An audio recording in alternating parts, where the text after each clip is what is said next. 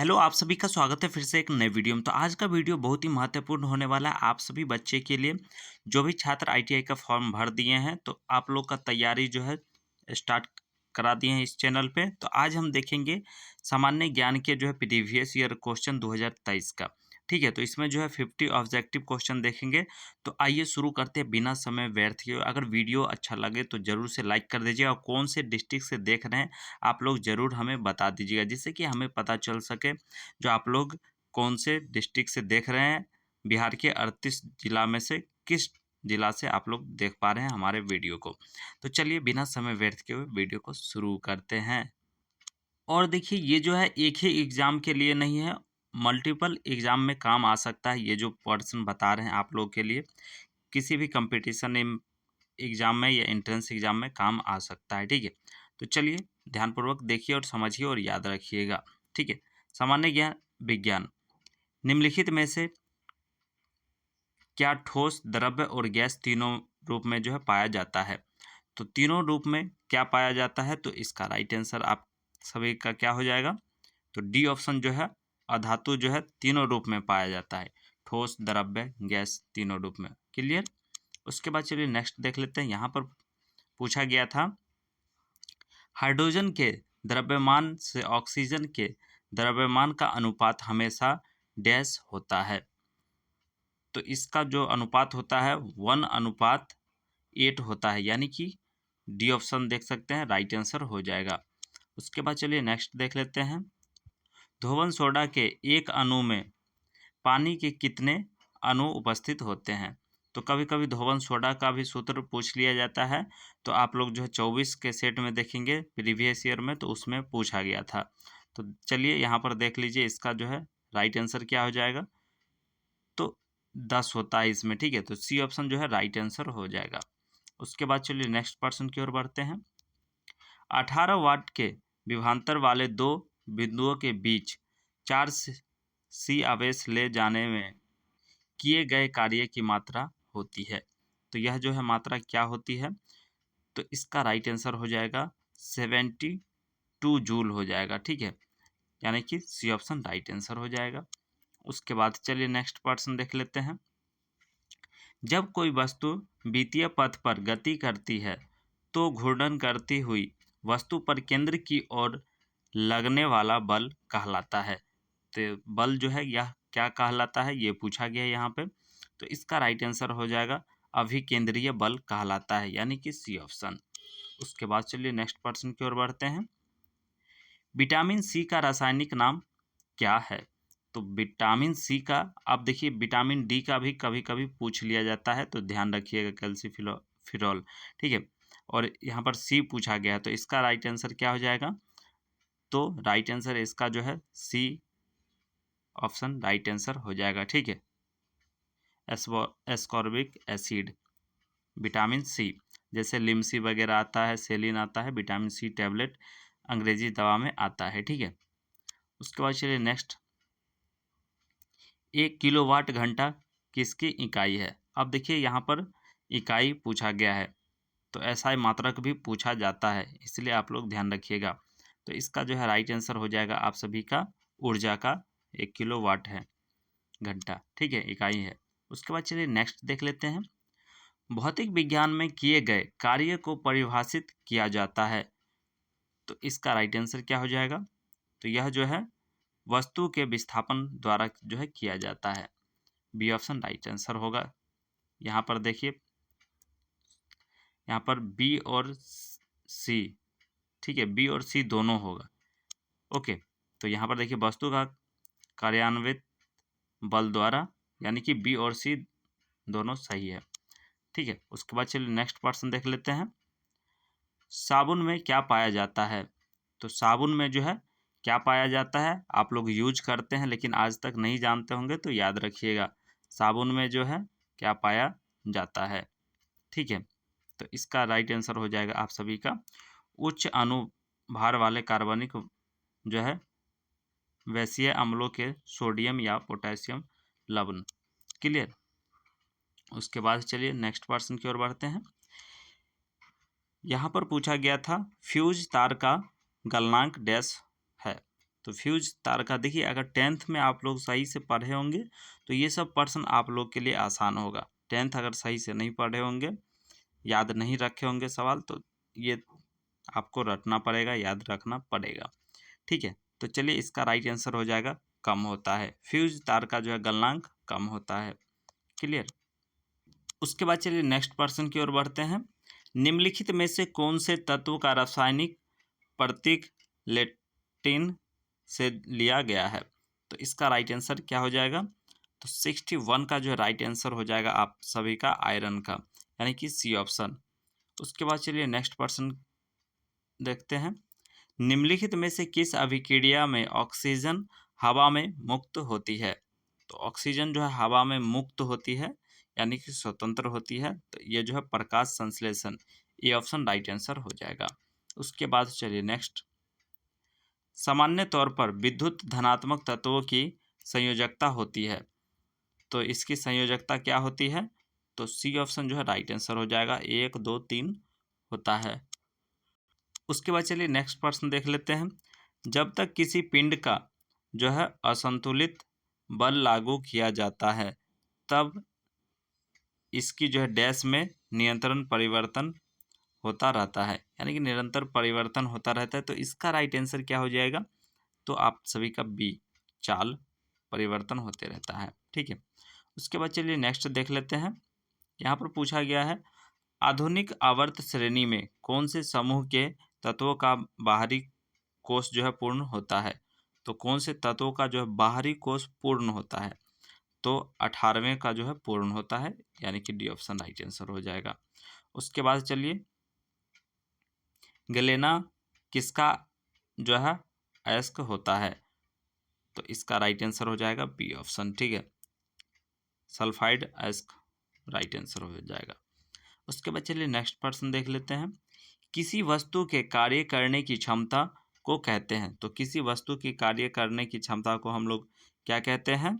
तो ऊर्जा कहते हैं, यानी कि सी ऑप्शन राइट आंसर हो जाएगा। उसके बाद चलिए, विद्युत सेल किसका स्रोत है? तो विद्युत सेल जो है किसका स्रोत है? तो ये जो है विद्युत धारा का स्रोत है, डी ऑप्शन राइट आंसर हो जाएगा। उसके बाद चलिए, अवतल लेंस से बने प्रतिबिंब का आवर्धन क्या हो जाएगा? अवतल लेंस से बने प्रतिबिंब का आवर्धन 1 से कम होता है, यानी कि सी ऑप्शन राइट आंसर हो जाएगा। उसके बाद चलिए नेक्स्ट। किसी वस्तु का जड़त्व निर्भर करता है, तो यह जो है किस पर निर्भर करता है? तो इसका राइट आंसर हो जाएगा वस्तु के द्रव्यमान पर, यानी कि बी ऑप्शन राइट आंसर हो जाएगा। उसके बाद चलिए नेक्स्ट। एक सुचालक का प्रतिरोध निम्नलिखित में से किस कारक पर निर्भर नहीं करता है? अब देखिए यहाँ पर पूछा गया है नहीं करता है, ठीक है, तो इसका जो है राइट आंसर हो जाएगा दाब पर नहीं करेगा, ये ऑप्शन। उसके बाद चलिए नेक्स्ट। किसी विद्युत पर कार्य करने वाले गुरुत्व बल को डैश के रूप में जाना जाता है, तो किस रूप में जाना जाता है? तो भार के रूप में जाना जाता है, सी ऑप्शन राइट आंसर हो जाएगा। उसके बाद चलिए नेक्स्ट प्रश्न देख लेते हैं। धातु ऑक्साइड और हाइड्रोजन का निर्माण करने के लिए निम्नलिखित में से कौन सी धातु वाष्प के साथ अभिक्रिया करती है? तो इसका राइट आंसर क्या हो जाएगा? डी ऑप्शन हो जाएगा, एल्यूमिनियम जो है राइट आंसर हो जाएगा। उसके बाद चलिए नेक्स्ट देख लेते हैं। निम्नलिखित में से किस माध्यम में ध्वनि की गति सर्वाधिक होती है? तो किस माध्यम में जो है ध्वनि की गति जो है सबसे ज़्यादा होता है? तो ठोस माध्यम में जो है ध्वनि की गति सबसे ज़्यादा होगा, डी ऑप्शन राइट आंसर। पृथ्वी का द्रव्यमान है, तो पृथ्वी का द्रव्यमान ये जो है अक्सर पूछा जाता है एग्जाम में, ठीक है, तो आप लोग ध्यान रखिएगा। 6 गुने 10 पावर 24 kg। ओके। उसके बाद चलिए नेक्स्ट। +4D क्षमता लेंस की फोकस दूरी क्या होगी? तो इसका राइट आंसर क्या हो जाएगा?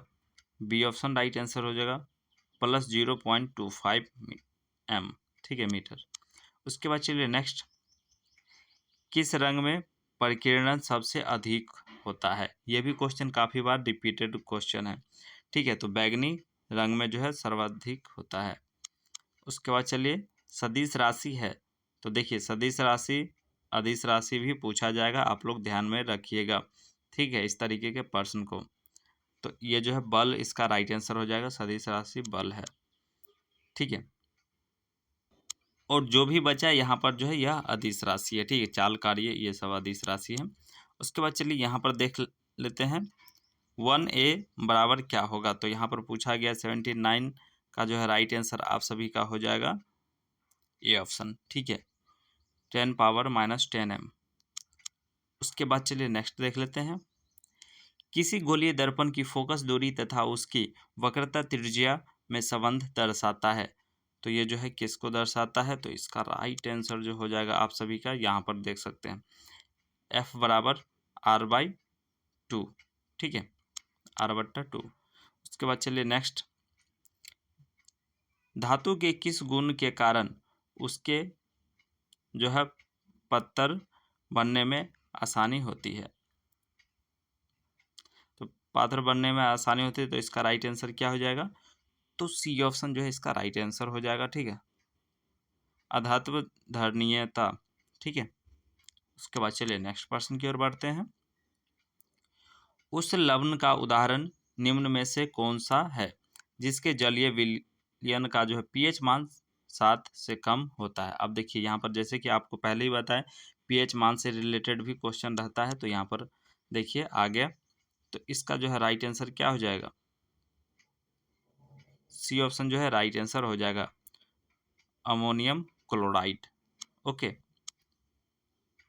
उसके बाद चलिए नेक्स्ट, एक व्यक्ति 2s में 1000 जूल का काम करता है, उसकी क्षमता डैश थी। तो उसकी जो है क्षमता यहाँ पर बताना है, तो इसका राइट आंसर हो जाएगा 500 वाट। ठीक है, 500 वाट राइट आंसर हो जाएगा। उसके बाद चलिए नेक्स्ट, एक व्यक्ति 20 kg के सामान को जमीन से 2 मीटर ऊपर उठाकर अपने सिर पर रखता है, उसके द्वारा किया गया कार्य होगा, यानी कि G बराबर 10। तो यहाँ पर इसका राइट आंसर क्या हो जाएगा, तो बी ऑप्शन जो है राइट आंसर हो जाएगा 400 जूल। ओके, उसके बाद देखिए यहाँ पर जो पूछा गया था, परमाणु के भीतर न्यूट्रॉन द्वारा प्रोटॉन पर आरोपित बल कहलाता है। तो यह बल जो है क्या कहलाता है, तो चलिए ऑप्शन देख लेते हैं इसका। तो इसका जो है ऑप्शन देख सकते हैं इस प्रकार से, तो इसका जो राइट आंसर हो जाएगा आप सभी का नाभिकीय बल, यानी कि सी ऑप्शन राइट आंसर हो जाएगा। उसके बाद चलिए नेक्स्ट, लेंस बनने के लिए निम्नलिखित में से किसका उपयोग नहीं होता है। तो ये भी क्वेश्चन काफ़ी बार रिपीटेड है, आप लोग जानते होंगे और देखे भी होंगे। तो मिट्टी का जो उपयोग नहीं होता है, ठीक है, प्लास्टिक का उपयोग होता है, कांच का, पानी का, सबका उपयोग होता है, लेकिन मिट्टी का उपयोग नहीं होता है। ठीक है, उसके बाद चलिए नेक्स्ट देख लेते हैं, चंद्रमा पर किसी वस्तु का भार पृथ्वी पर उस वस्तु के भार का डैश होता है। तो चंद्रमा पर क्या हो जाता है, तो इसका जो है राइट आंसर हो जाएगा आप सभी का ए ऑप्शन 1/6। ओके, उसके बाद चलिए नेक्स्ट देख लेते हैं, यहाँ पर देखिए, जब एक गिलास पर रखे गए कार्ड को उंगली से धक्का दिया जाता है तो उस पर रखा सिक्का गिलास में गिर जाता है, यह कथन किस नियम को जो है व्याख्यायित करता है।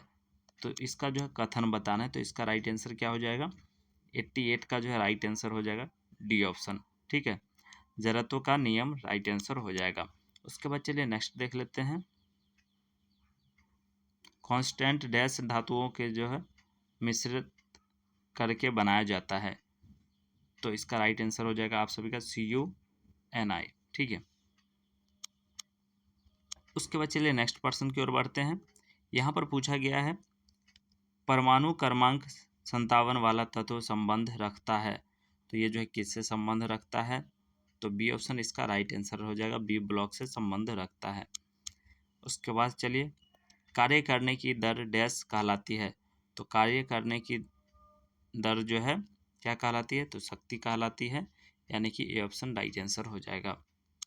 उसके बाद चलिए नेक्स्ट, किसी विस्फोट के कारण समुद्र के तल पर बनने वाले लहरें डैश होती है। तो डैश होती है, तो ये जो है इसका राइट आंसर हो जाएगा आप सभी का अनुदैर्ध्य होता है, ए ऑप्शन राइट आंसर हो जाएगा। उसके बाद चलिए नेक्स्ट, यहाँ पर देख सकते हैं कार्य शून्य होने की स्थिति में विस्थापन और लाए लगाए जाने वाले बल के बीच का कोण डैश होता है। तो इसका राइट आंसर हो जाएगा आप सभी का डी ऑप्शन। ठीक है, डी ऑप्शन राइट आंसर हो जाएगा 90 डिग्री। उसके बाद चलिए नेक्स्ट, ऑक्सीजन सापेक्ष जो है क्लोरीन की संयोजकता है। तो यहाँ पर जो है संयोजकता बताना है क्या है, तो इसका राइट आंसर हो जाएगा आप सभी का 7 है। क्लियर।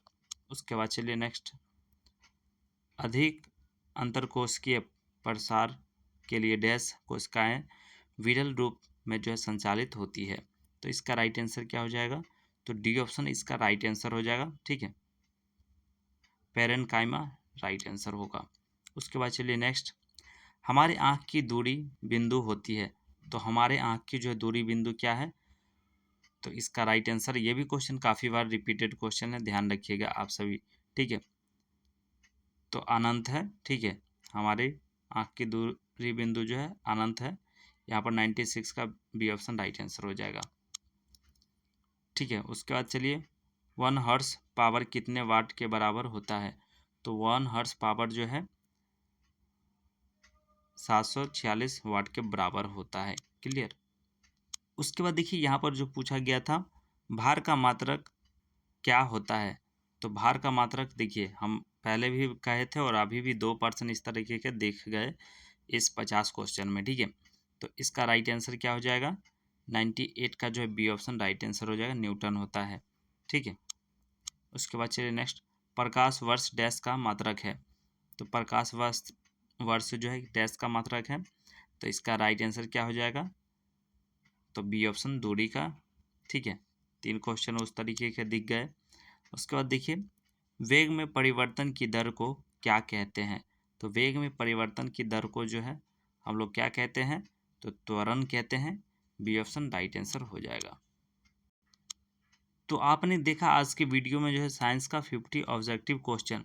तो 2024 का प्रीवियस ईयर क्वेश्चन अगर आप लोग नहीं देखें तो ज़रूर से नवीन जी के जीएस चैनल पर विजिट करके देख लीजिएगा, अपलोड कर दिया गया है। ठीक है, अब जो है कोशिश करेंगे आप लोग को मॉडल सेट जो है अपलोड करने का। ठीक है, साइंस और जो है आपको सामान्य विज्ञान का और सामान्य ज्ञान का दोनों, यानी कि जीके जीएस दोनों अपलोड करेंगे। ठीक है, तो आप लोग थोड़ा सपोर्ट कीजिए, देखा कीजिए वीडियो को पूरा, क्योंकि वीडियो बनाने में मेहनत लगता है और बस इसके लिए आपसे कोई पैसा नहीं मांग रहे हैं, कोई भी चीज़ आपका नॉलेज बढ़ेगा। ठीक है, और नॉलेज बढ़ेगा, आप लोग एग्ज़ाम क्वालिफाई करेंगे और आपके लिए अच्छा ट्रेड मिलेगा। बस हमारा उद्देश्य है आप लोग को जो है अच्छा ट्रेड मिलना और आप लोग का एडमिशन सही तरीके से करा देना। ठीक है, तो आप लोग ध्यान दीजिएगा जो भी बात बोलते हैं उस पर।